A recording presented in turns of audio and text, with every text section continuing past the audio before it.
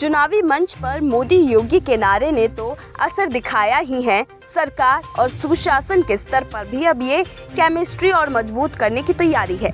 16 मई को PM Narendra Modi, CM Yogi Adityanath और उनके मंत्रियों के साथ सीएम के सरकारी आवास 5 कालिदास पर डिनर करेंगे और अनुशासन का मंत्र देंगे।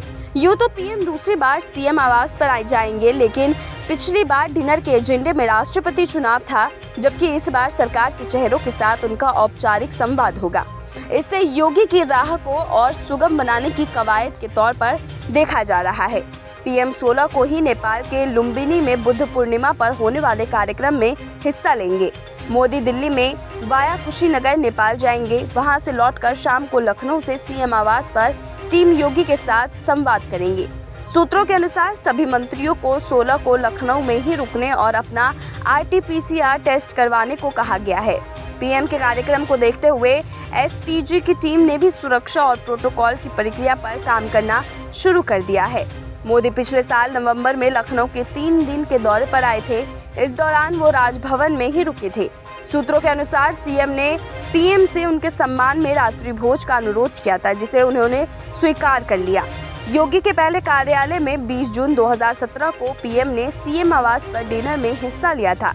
इसमें विपक्ष के नेताओं, धर्मगुरुओं सहित दूसरे खास मेहमान भी बुलाए गए थे। विपक्ष से सपा संरक्षक मुलायम सिंह यादव डिनर में पहुंचे थे। हालांकि अखिलेश यादव और बसपा प्रमुख मायावती नहीं पहुंची थी। इसे राष्ट्रपति चुनाव में रामनाथ कोविंद की उम्मीदवारी के लिए पेशबंदी के तौर पर देखा गया था। इस बार का यह आयोजन इसीलिए अलग है क्योंकि पीएम का योगी और उनके मंत्रियों के साथ औपचारिक संवाद होगा। इस दौरान सुशासन, योजनाओं के अमल और जन अपेक्षाओं पर खरा उतरने का मंत्र भी पीएम मंत्रियों को देंगे। पीएम बनने के बाद अगर गुजरात को छोड़ दिया जाए तो शायद ही कोई भाजपा शासित राज्य है जहां पीएम ने वहां के सभी मंत्रियों को एक साथ बैठाकर औपचारिक संवाद किया हो।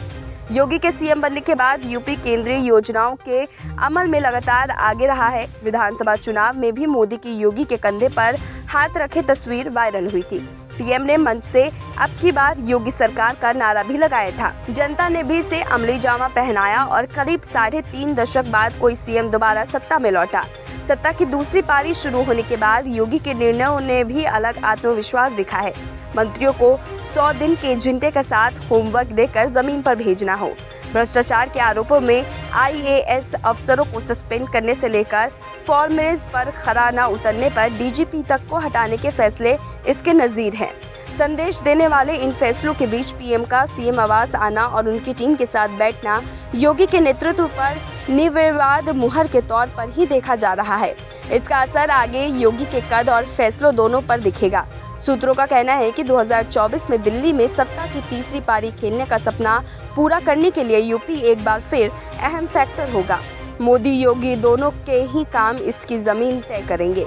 इसलिए पीएम का फोकस यूपी पर आगे और बढ़ेगा।